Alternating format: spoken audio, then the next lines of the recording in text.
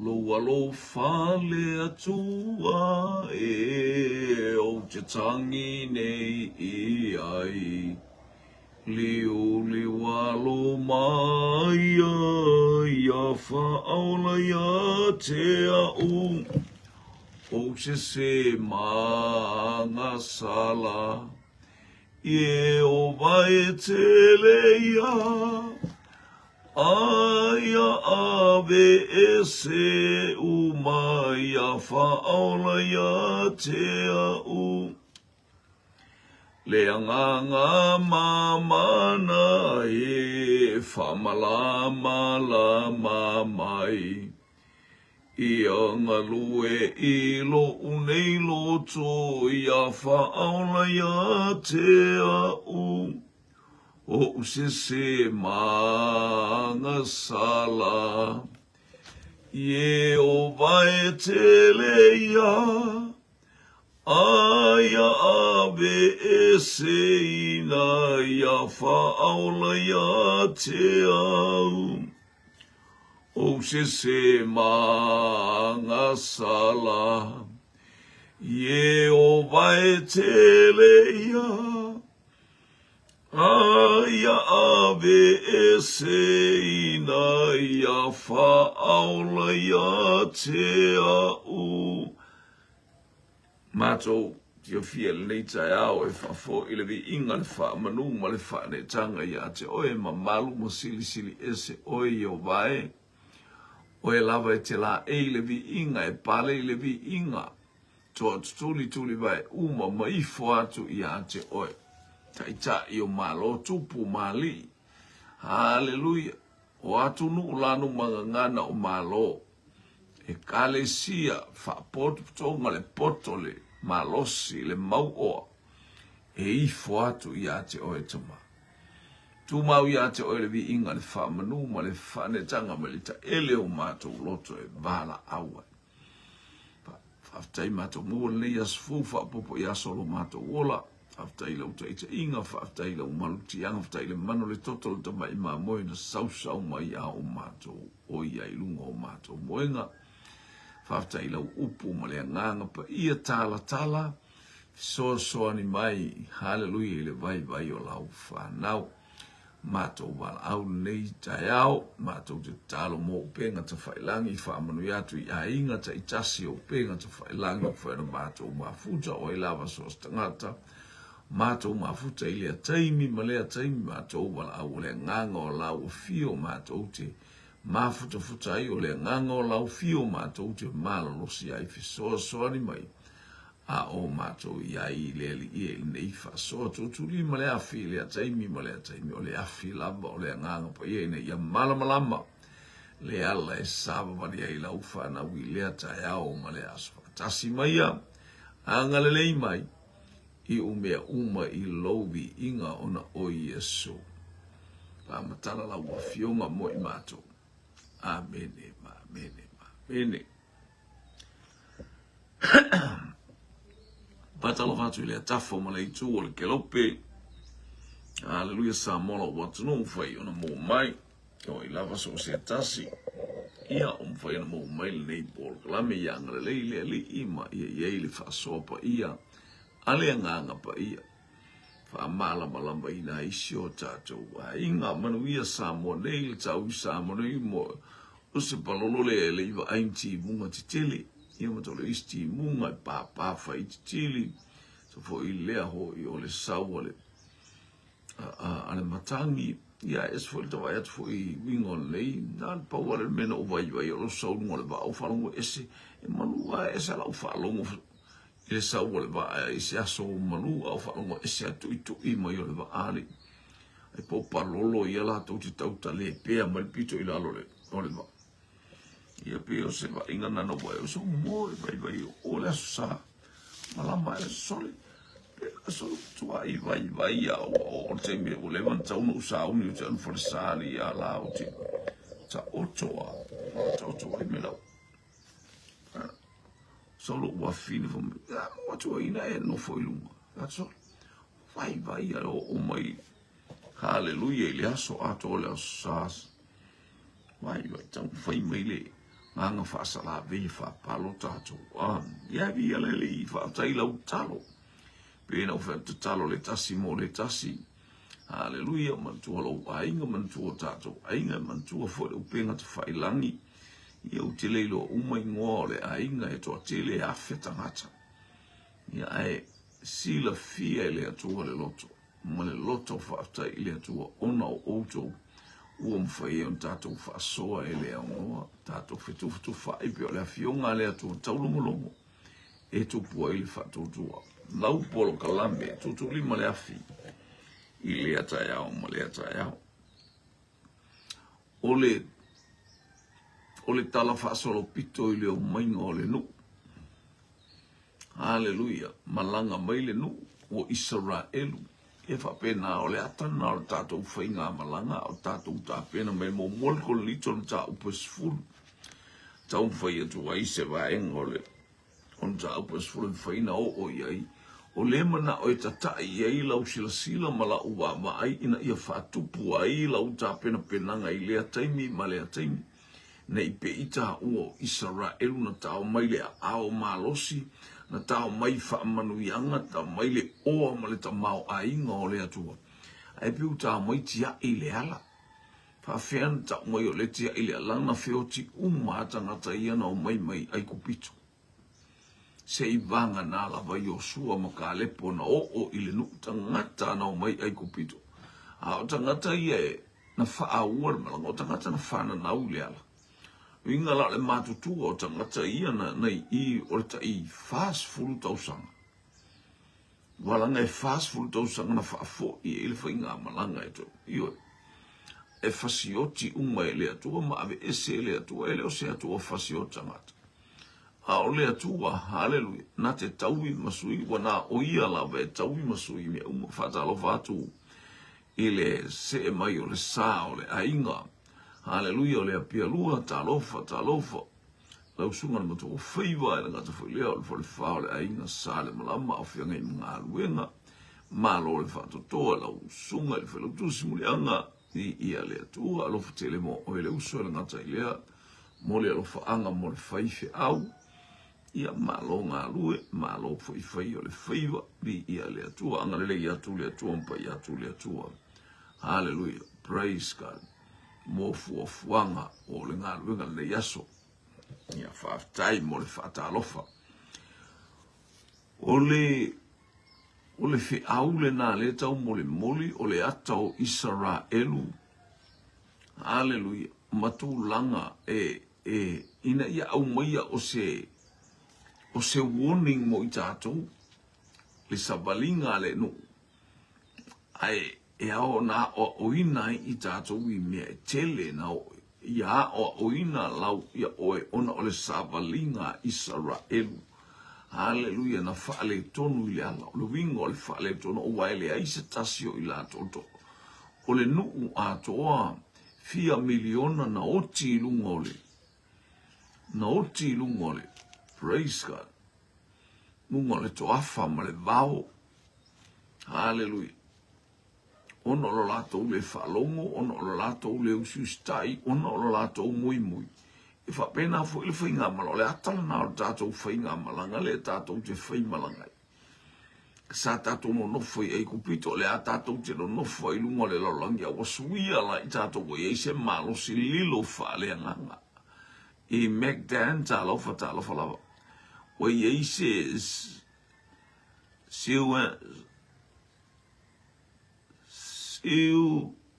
Siwan tau mwhai siafalau vi aleli. Wa iai la se malo si anga ia te i tātou leanga o fua ina mo i tātou leanga anga pa ia. E le tatau iai la se tau i vinga wa ia te oile pule ma le mana e le i maua e Israel. E le i maua e Israel le pule ma le mana le to tasi ala tangata na ua le pule ma le mana le na o Mose. A oi e oi. Wa ia o le tangata ua manatu ma ia ile atua ia te i tātou. Ma eu le mata ngofie. Ma eu le angarele. Ia la lava le atua ele vi inga ma ia whapale ina le atua o tātou tama. Le atua o Abrahamo, le atua o Isaako, le atua o Iakopo ile vi inga le whamanu ma le whaneta. le au soe o te loto ina ia o tau I loa sai lalo le ao o tau ta maa uma, maui ane uma I le sami.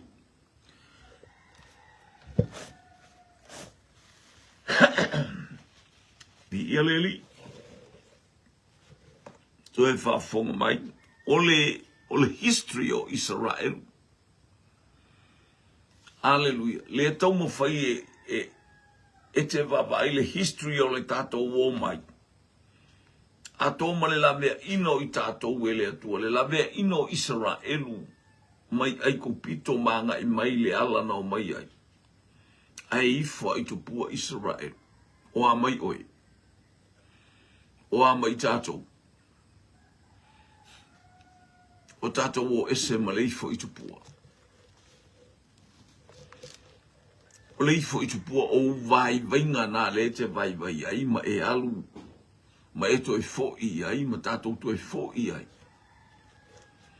Hallelujah. Wa vea maala tātou te whatau te e atua I le awhionga pa ia le atua, ma le pule whai sa awatu o mai ia te oe le pule, ma le mana awa ia te oe le pule.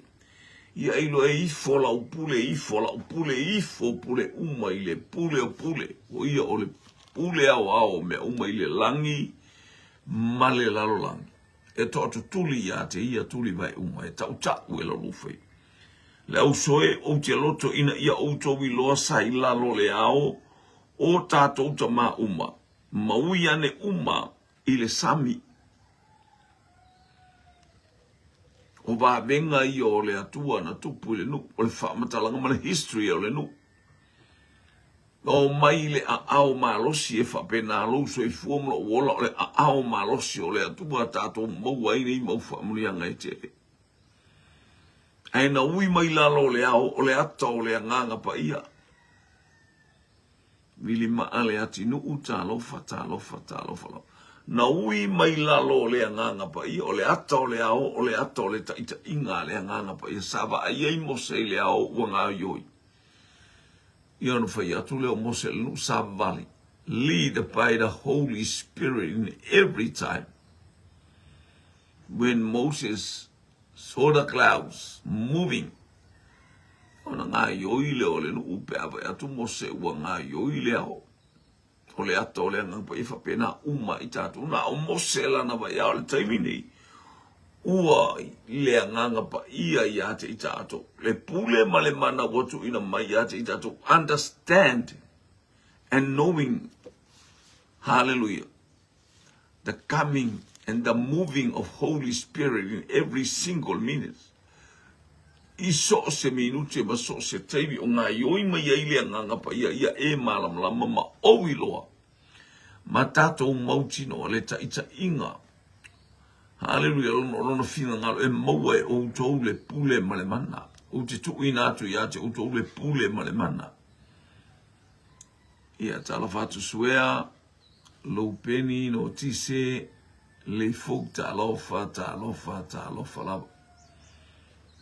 Io te tuina atu ia te o tau le pule ma le mana. Sina mana ia a. Ia leli. Praise God. Le wanga yu esa na o mose ana ia. E alo tātou teimi.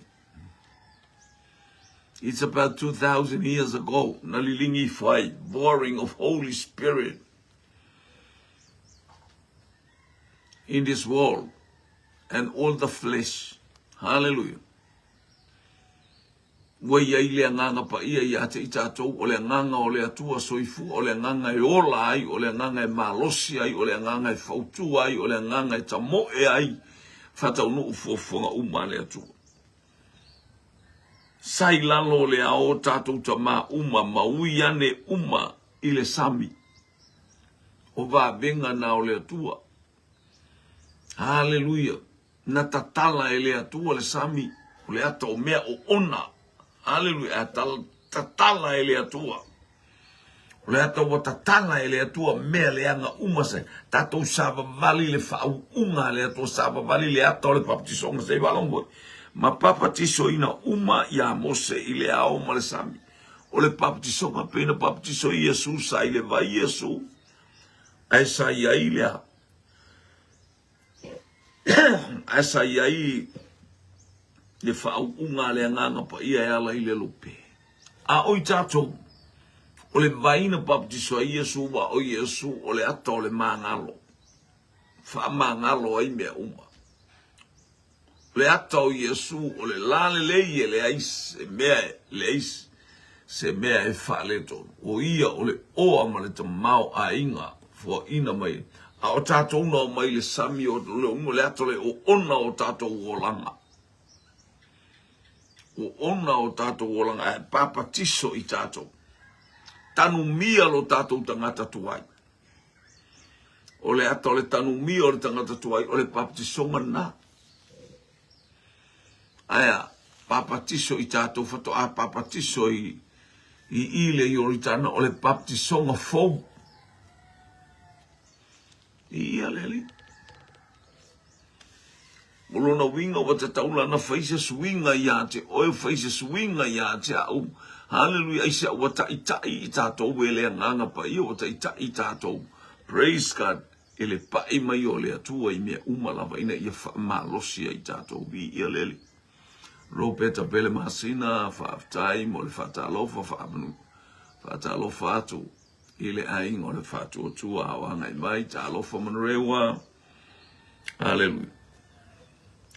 Ma ai umai le mea ai e tasi whaale nganga, le tala noa ile manai, tala noa ile baptisonga, o mea uman le history, le tala anga o le nu, a o anga i mai. Na papatiso, hallelujah ile sami, na ia ima le ao i lunga e whapale pale ane pe whapepepepe ane i lunga i ate i lato, o le ata o le nganga pa ia. Le ua i ate i tātou. Le ua tātou, wa iai le nganga pa ia i lunga o sosetas. Hallelujah. Ele iloa ele nule winga o lea o lea. But the history, tala whaasolo pito. Na ia Israelu mea uma ia tātou te soifua maolai. Au bobo en Sofia talofa. Talofa ile nei taiao. Ia leli. Praise. Hallelujah. O mea umai ana na aliali mai peeti lo fia i tātou i le taimi. Hallelujah. Ne e whapea mai. Ma ai umai le mea ai e tasi. Hallelujah. Whaale anganga. Ma whinu umai le vai tasi whaale anganga. Awa. Na lato winu i le papa whaale anganga. Sa muli atu i ate i lato. O le na papa foi o ke risole.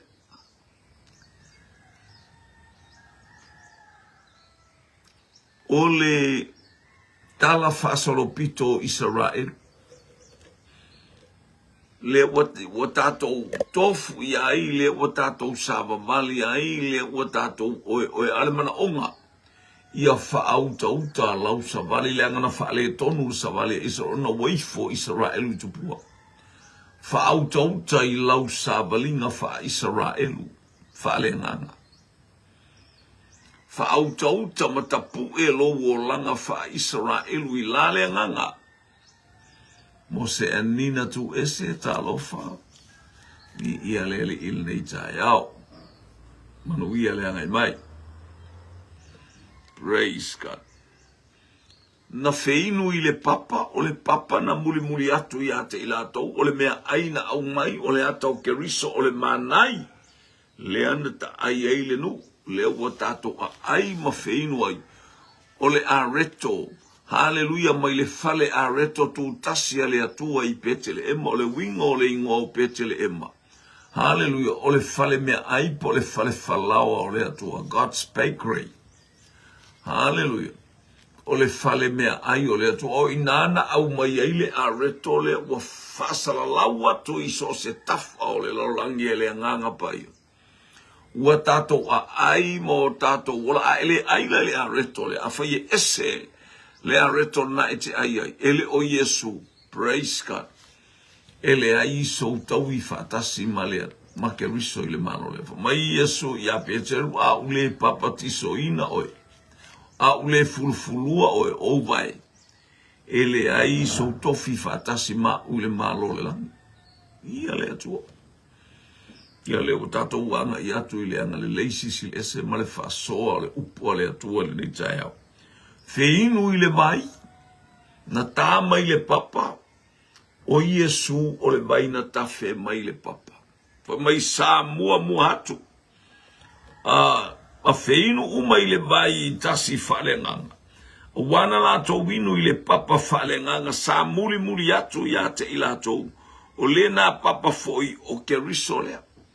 Le whape o le afi whaniu, o le ao whaniu tu, ma le afi whaniu tu. Ai sau are le afi le atu lai mai o le papa. O le afi foi whaniu tu o ke riso Iesu. Aleluia, o ia o le afi mo Musa esa, o le manama mai o na fofonga. O le afi maia o le afi mai. Praise God. Na le watu la imai o le papa. Na le watu la imai o le papa fale anganga. Se I fa malie ma fa fia ina le loto o le nuu fainga ta le loto o le nuu. Hallelujah, fa loto lua. O amai oe, o amai le loto le iate oe. O tu mau pe le fa loto lua o le loto le na. Hallelujah, o le mana onga le ia e tilo I mea na tutupu le nuu le anga na o maila lo le papa ti songa le anga pa ia I sami ula. O ona o langa le atole, o ona o tato o langa. A ua tanu mia e le sami. Hallelujah, o le ata lea, o le papa ti songa le anga la ia I le anga pa ia. E mangalo ai mea uma. Ia leli, God is good all the time. E pitai. O le tōtele o ilato ua le fia I ai le atua. A wana whata ati tia solo o lato tino I le bao. E kau whafonga maila. Na a ai le mea ai lilo whaale anganga. Na whiinu I le papa. Hallelujah. Na whiinu I le papa. O le ata o le vai manino. Hallelujah. Ma le vai tafe mai. O le ata o ke riso Iesu o le papa lea. Le na whaingo ai Peteru o le papa. O Peteru oe. E le malama Peteru I le ingo Peteru. So ai lo muli e Peteru o le papa le mea ta ua o Peteru. O Peteru o le papa. Hallelujah. Alofa April Mendoza, talofa, VL nei, tuol nei. Ioi. Ia ei loa, hallelujah. Na inu le nuu. I le vai mai le langi. I le vai mai le papa. Na a ai le manai na fio mai le langi. O le ata o ke riso Iesu. O le manai lilo. Manai o le ola. O le manai wha pele tātou te a ai le ataimi ma le ataimi e te ola o te ola tātou te soifua ma te tupu. Na inu le vai. O ai le vai lea. O le vai mai le papa. O ke riso Iesu o le papa. Na tae mose. Ta fe mai le vai. O le ata na whaailoa o lo o tātou sa sāpea le papa. E ui na tātou taina le papa ai na tafe mai vaila na whaatonu e le atua tā le papa. E lo ilo la e mose o le o langa le o tātou le sa whai tā le papa. Ne e whai ia e istangata, le e whai ia I tātou. Le e whai e le au kerusiano, le e tātou ke tā le papa I le tele o taimi. Aia, se ofsili atu I ate oi. Ua le fia mai le papa I ate oi, la e tafe mai ia le vai. We are in a time of the grace of God. O tato ia I le taimi o le alofa tu noa o le atua. O le alau tu ai ngā whainga e whai ai le papa. E tafe mai ia le vai. Ia I loa ma ia e silafia. E ia I le aso. E muta ai le tafe mai o le vai lea. E ia I le aso e o ma ia I le toa sa o le atua. E umai le alofa tu noa o le atua. Ai. Tau fia le tafe mai o le papa lea. O le vai mai le papa lea. Ia leli. O amai oe. O le e te sa le papa I o winga. Whaafia malosi. I o winga wha maualunga. I o winga fia sili. Le istangata e tu. Whaapelo o ia lea. Amata se mea pe sa. O ia lea ua na mua.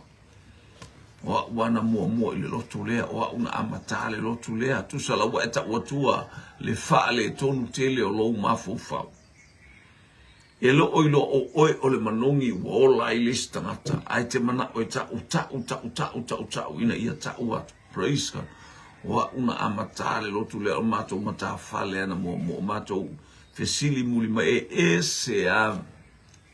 ese ya mua mai au tato wa ele ya mua mai le Israel ala ufa mai tato tilo hallelujah ile history le talafa solo pito Israel tato tilo ia ina ia alan tato tilo ina tato wale ala tato fisilia tato fisilia le anga mena mai a ole ma na ia lo tilo to e va ai ina ia tonu folau ila usavaringa afaina vai Israel hallelujah a oe wa fa'u popo iai a oe wa fata waina oe ole olive bao e ta oe ole olive bao ta wa ole olive bao ta o tangata ese ta tele iai I sauningo le tala leo le mano le atu. Ele na eu ese ta ua na faita uma filio le atua. Faita uma filio le atua aya. Ua ta nga I mai fa manu yanga le atua. Ua ta nga I mai le la le leo le atua. Ai ona o Yesu Keriso. Ua au mai ai I ta ua. Wa bea oele olive vao. Ma olive pipi le olive moni o fai oe ma olive hallelujah taua o le malo le atua praise God ele le atua lea le wata o lai o le nu ese o tato o nu ese ele o tato di Israel wa wata o le Israel fa le nanga wata o le Israel wa etalia Yesu o fai ele li mo faola o fai o ia mo tato wali mo tato faola. Olo no binga o le Israel wele to eta we seina o ia fa o le suli Keriso. O fa na un tato wale tua pel tala tu sia Galatia. Tato wala waba le tamai. O le nganga o le atua wali lingi fo tonu lo nalo. O tufa mai mo I tato. Wa tato wala waba le tamai. Apa Father. Ia le ali. A o ina oile o mai le nu. Hallelujah. A o ina ule o mai le nu. Praise God. Aisia. Na o mai vabe o le tilo I vabenga. O le tilo I manuia. Alai ola I le tupua. Alai ifo I tupua. Ifo a le wha maualunga. Ifo I le ono sai. Ifo I le pepelo. Ifo I le faita anga ma le muli lua. Hallelujah. Wa mea uma. Le loto ainga, le loto uso.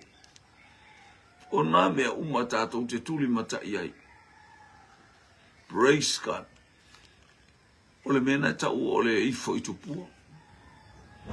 E fai ana mea mo utupua I te mi uma te mi mo le pepelo le tupua le mea.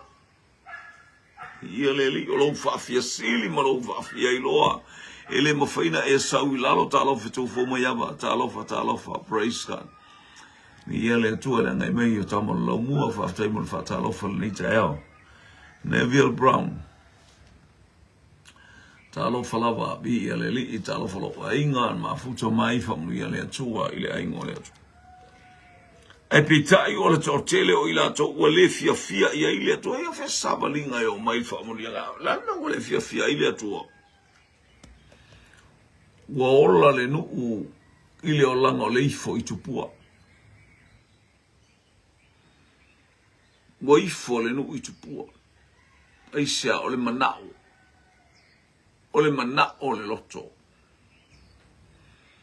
mana o I mea fa I o le tino ke lo mea na le mafati ete o mea o le tino tu ina nau o mata ma le tu ina nau o le tino le ana I elementu pu ya ta vita na titilo a ta vita va il fine la ta ele o solo mamana o le tino tu ina nau i le tino le fafine lea. A le fine fai to alua. Hallelujah. Fa mala manga o fiele me tu ina nau o mata ko slow mata te vai ai alua ilo. Hallelujah. Ava aia ile tintiti o le ekalesia te ia le ue fai o mai e te ule fale alu lo to lua e alu i polkala me tina ia pe alu fo ita malo ai esele me te se atu ai lo sai ta miti o le ekalesia po ta miti o le autolavo. Hallelujah, le ngata fo ile fai lo to lua ai ese alta ngata le te lua tantal no ai lunga on Facebook. Fai lo to lua ai ese alta lua nai te lua ai le market.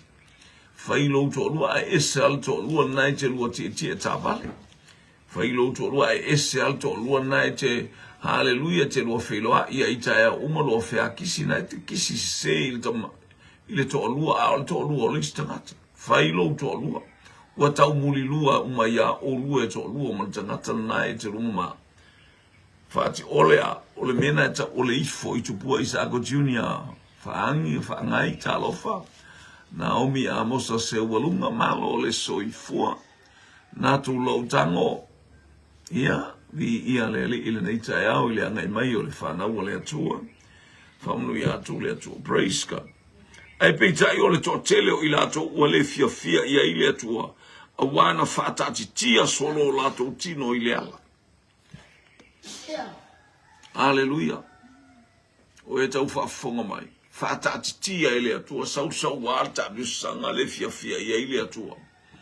Le ano anoa i o wa benga na ba ai ia ile ala. Aya, so le pala a ai. So le fefe vavale. So le watauta tala. Hallelujah, ile whaamisa ia Mose. Pei ona o le nuku e asi le nuku aya. Ai fo i maile a wali e to se furu ma le tala le anga. Tala e whaamanu ai loto. Se i vanga nai o sua maka alepo tangata na tau filei umaya o le loto tele. Na tau fiofi se whainga o se tala malafa i atu. So ia to tato matu a o ane ia i le nuku lea. Se i whaimo i tato. Tala anga le nuku le history. Tala fasolo pito le nuku. Hallelujah. A mata mai o mai le atua, a tai wa venga o le atua, a i uane o wha, to e wha fo i le atua. Na umale lei lo wainga, a wha i wha pēle so i fuamu no tātou wolanga. E tātou tu a i loto o te lista ngata e ungan lotu i o wha pēna. Ai, tele i langona ale i le ate. E tele i lo ale, e lo se lotu. Ia sao oe. Ia sao i tato. Fa mai Yesu ia Petru. Ali ua oe. Simonae ua mana o satani e lulu ia te autou e pe o le saita. Ae o te whaatonga ia te oe ne ima vae lo whaatua tua. Ae ali ua mai oe. Ona e whaamalosi le i ousu. Hallelujah, ole mana onga ia liua oe. E tele maua i se lotu. Ke fiu alu. E tele maua i se lotu. A ole mana onga ia moni le liua oe. Waina liua lo Peteru fa mai Yesu. O Peteru oe. E uina le liua Peteru sa e una le liua Peteru. Aino le palasi fo le nganga pa ia. Fatung wina Peteru e le nganga pai, sa ili le nganga pai. Ma ai le nganga pai, sa ili atu i le nganga pai, ina ia tutungu i tato ui whamunianga le nganga pai. Ina ia whai tato matangata e whamalosi o tato uso. Ona ua whai e le atua se mea sili, ma se mea sili e se ilo wolanga malo wolanga. Te le maua le Tele mole langi male ola e whaavau so sa elingo se lotu whauke. La e ke whialo wa ia suelo. Nanga e te lato o ilista ngata e ala naru e so me whai tono le kalesia sole. E whai mea. A whai nga e sau i e kalesia uma e whai. Tasia le kalesia tau le to tele le fa sa le ia na le kalesia le oti e tele maua ise e te maua ina me ele se me fa ina tatia malo sauni atu haleluia ile afie fa baba aisha na foi que ele fia ngalue anga foi e te alo ile ngalue I me fa ile kalesia papea oyola fa to no mo ole ka fa ya te la to ele ele o ele o maros la me la fa ya ifua na me ele o ele o maros aleluia la me la fa ya ifua me a tu mai o me uma o lui umu te va se uta lofa juno ta lofa lo ele nei taiao praise God.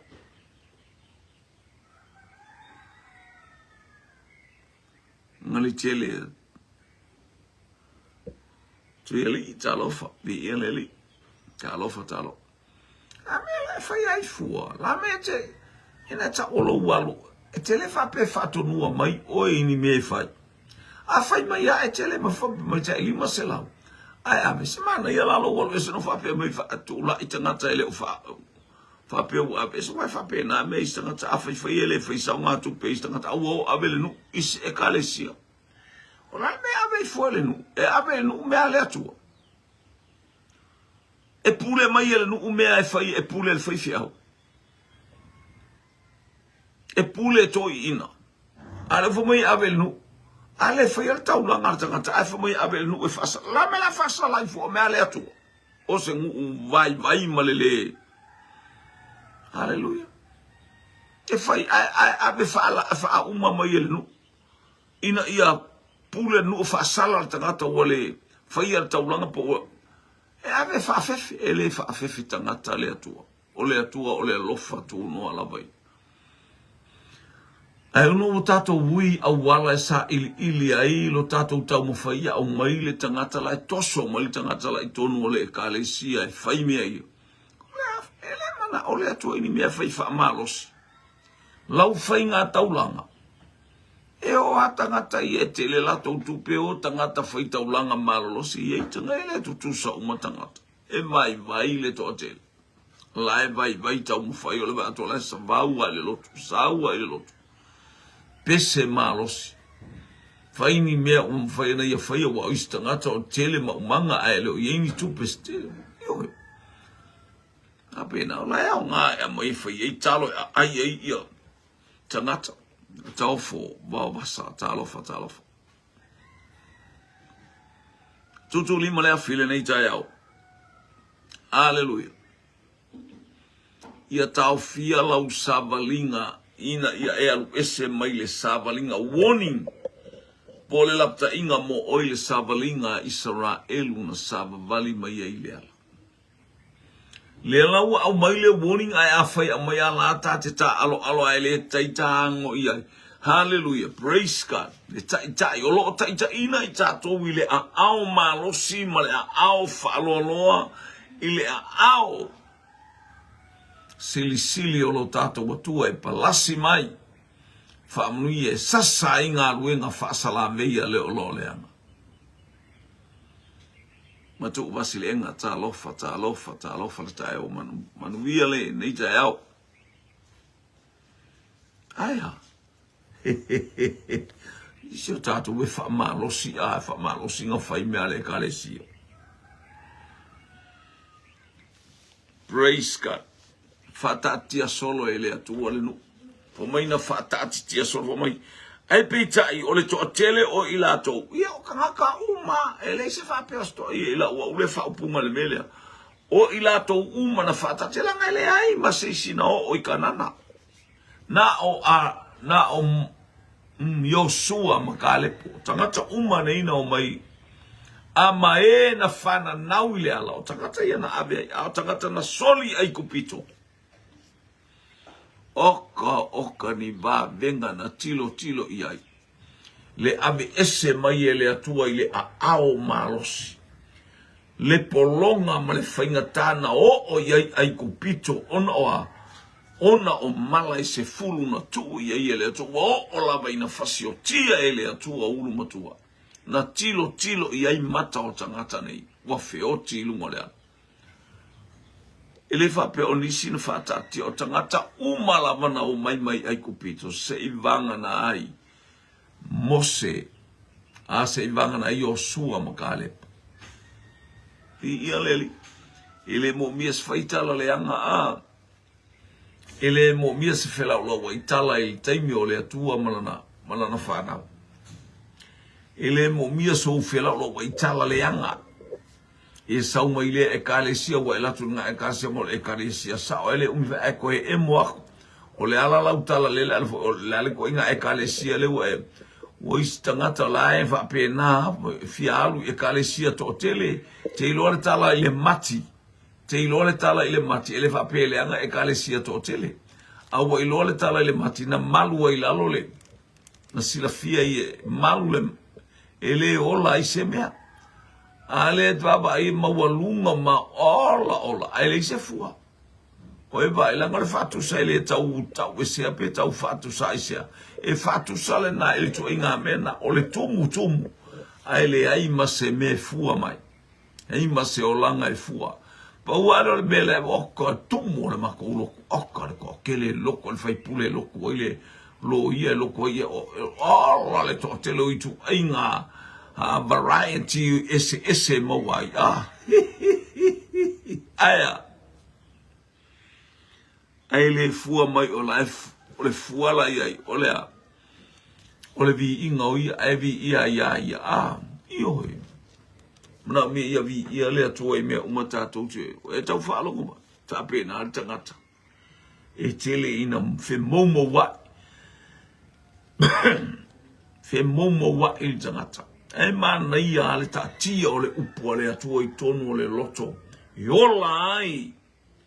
Savali ai, fia ai, pese ai, maualunga ai le vi inga o le atu. Matatia solo la tino i le vau. Ia mea ngai mau. Wa ai tangata ifo i tupua. Ma ai tangata le matau i le atua. Ma ai tangata le ana ma tangata le mi ngao i le atua. Hallelujah. Mai tala la utus pa ia sa fa pale le atua nga luenga mta upe su malefitu alona. Hallelujah. Alona vai po se fulu e tolu se fulu. Male tolu su maltasi. Sa fa pale le atua yona pole valea. Io sa fa pale le atua i taimi o le fianga inga tua. Awo o mal taimi o sa mai le poto o sa mai le oa o sa mai le pule o sa mai le tamau ainga. Ala e whaavale arso i fua mo tātou wolanga. Whaalonga le tus pa ia sa pale le atua i le taimi o le vale. Tālofa Maretta Crichton, tālofa atu i Hawaii, i le nei te ao o Keti, sui whatau, tālofa vi ia le li. Na whaifo ina mea ma whaelonga mo i tātou, ina ne i tātou tu ina nau atu i mea leanga. Pei ona tu ina nau lava i ai lātou. Whaelonga le nen whaiele atua. Na ia wane i tātou tu ina nau. Na whailea mea ma whaelonga ia te i tātou. Aua tātou te tu ina nau. Hallelujah. Aua tātou te tu ina nau atu i mea se mele o mafua. Anga i o le tu ina nau o mata ma le tu ina nau o le tino. Tu pulu whaalawe lawe. Hallelujah. Leo langa na o la isa masoni bifo. Leo langa o Tāvita. Leo langa o Samasoni. Ia tu umai te ene ti Israelu, a alu tuli te ene ti Filistia. Hallelujah. Fa ai su e ana te ene ilo na malosi, a ura su e au te ene ilo malosi, a ura su e a. Hallelujah. Nisi mea ilo malosi ma mea. Wa e maua mai le atua. A ia fa fo ia ile vi inga ile atua. Hallelujah. O nei mea umo otu ina mai ele apostolo ia te i tātou ina ia tupu mo tātou wola mo tātou wawa aia ke riso. O ia o le manai na whawhanga ile nu. O ia o le papa na wheinu wa ile nu. I ia le li. Matau lia le whainu o le fia inu whaalua wato e tāfo ile papa o le upo le atua tala noa la ia le papa. Tauna masani le tangata wana iloa mea ume whai atua ile atua e latu Mose ita la le nu. Ia wa tae mo se whapena le soifuanga ma le o langa lea tātou te iai. Hallelujah, e ita le tangata wa esa ua sasa lo alu lo e le fi aua le atua o sasa i tangata. Ia e ita no fo ilalo. Ua e abele ita ma me sasa atua ile upua le atua e sasa atua alo a inga la le tafe ma le vai. Nanga o tato ia ili alo fatu noa o le atua o le alu le alina fai atu le atua taunga o timosi ili atai. Ia e fai atu e o somo se tale papa ile ita. Hallelujah, le mele atu ia ite le ola e o le muula. Pa le ua atu o le tangata fai fata ita inga le anga. Ele o se fata ita inga le leina mea e fai as fai fi au o le ita le tangata e sasa mai lunga le kale sia ma sa laika i le kakalaika i ale saua le lau. E saula la ato le lau. I lai ne mia malo le soifua tato i e fo ili fai unga le prato bolka lame e malo le Yanga le atua mpa i atu le atua i ate oe. Manu ia fuanga le neita e ao. Toto lima le afi. Hallelujah. O ke riso i Yesu o le papa. O ke riso i Yesu o le ao. Hallelujah. O le anganga pa ia. Ma le afi sa muli muli mai. Sa momo atu le anganga pa ia o le afi. Sa muli muli mai. Lea na avea ma papa e tū mai le ala sa i ai ke riso i mea uma. So se mea tātou te olo i ai ke riso lo. I ai lea nganga pa i e te ita i a te i tātou. Fu mai Yesu o te awina atu i a te utou lea nganga pa i e whaima. Hallelujah, whaia o ngā o a o whātonu fi soa soani. Le manuia o te avatu i a te utou i le pei o na avatu le tangata. Hallelujah. E o te avatu i a te utou. Mea tau te loto i ai vi i aleli. Hallelujah. Ine e te ua talo talo pena mai fo ile atu o mea uma tātou te whatu au mai le ai. Ele ia whalau tele o ele anganga pai. E te le whai mea le anga ma o whai mea le anga. E te mana o au mai fua ele atu se mea i ate oi. E au mai ele atu e sila le atu i ate oi. A whai fo e tele o. E tele o langona le atu i le ataimi ma le itu aso. E tu mai la mai le tua i ate oe.